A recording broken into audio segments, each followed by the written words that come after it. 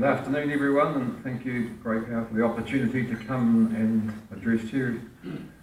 The reason I'm standing for council is I want to give the council at least another 3 years of my dedication and experience.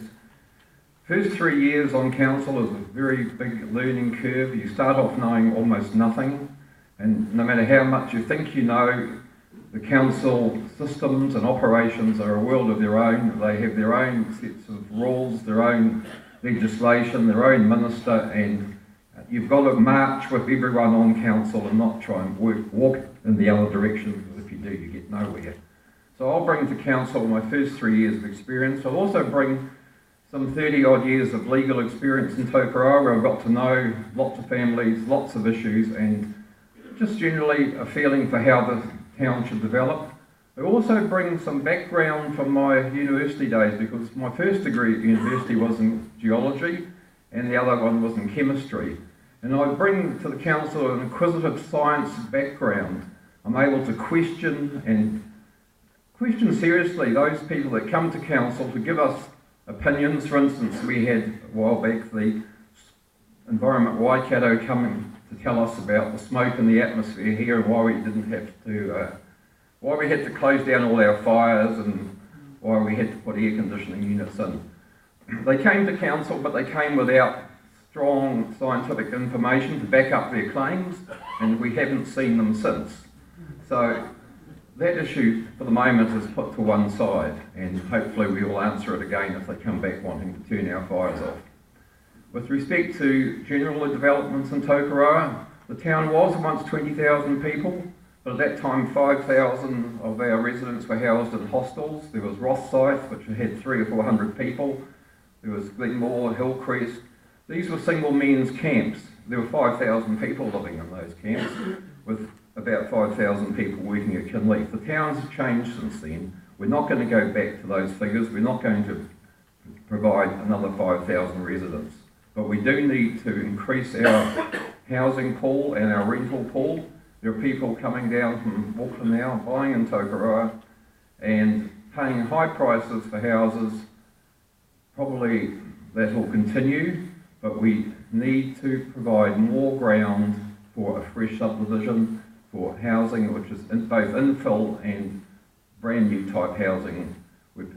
It seems to be the fashion these days. If you want to have a new house, you've got to build it to a certain formula, and you can see that type of house as you drive through Cambridge. That type of housing area is what's in demand. It's what people demand to live in, and that's what we need to create here if we want to have a new influx of residents, even young and old. They're all looking for all the comforts in a house, not just a old forest products box on the hill. With respect to our town planning, we do have to be careful to build into, okay, my 3 minutes is up, just build into our town planning facilities for the elderly, of which I'm rapidly entering that class. Thank you.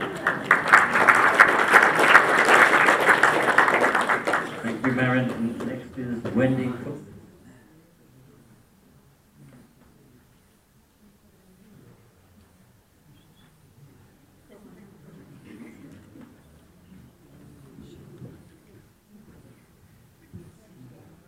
Good afternoon, everybody.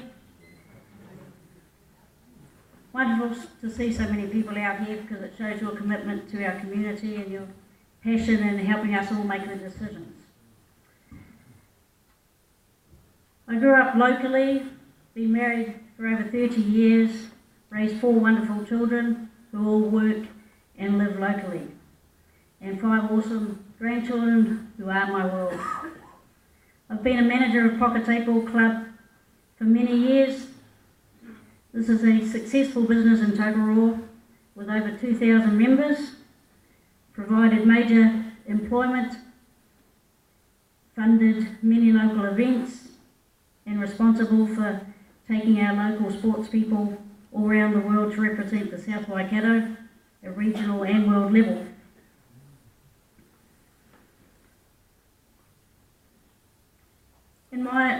I've had one term on council, which is now 9 years ago.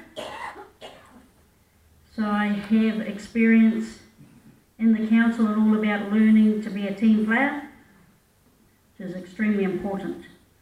We need a team of people who can sit around a table harmoniously, work jointly on the needs of our community and be able to prioritise and deliver what the community needs. We need balance. Balance is a very important word. We need to look after our youth, elderly and everyone in between.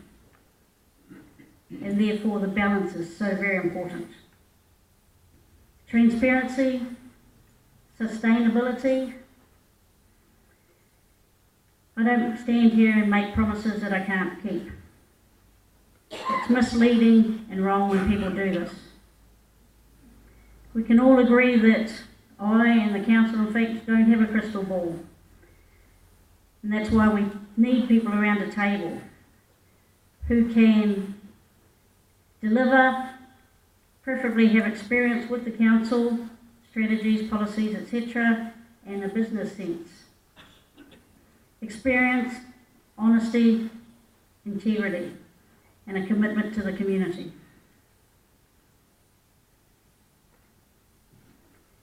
If I was elected,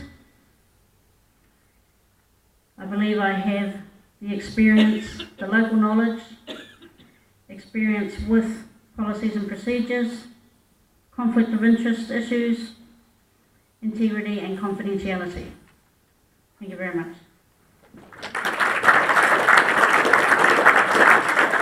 Thank you, Wendy. Herman van Rooyen is next. Herman here. The remainder of Wendy's time? Therefore, Jeff Gash, please.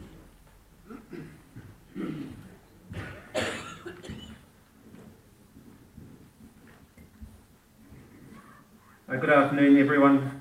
Thank you very much for coming along and putting up with all of us for the next hour and a half or so.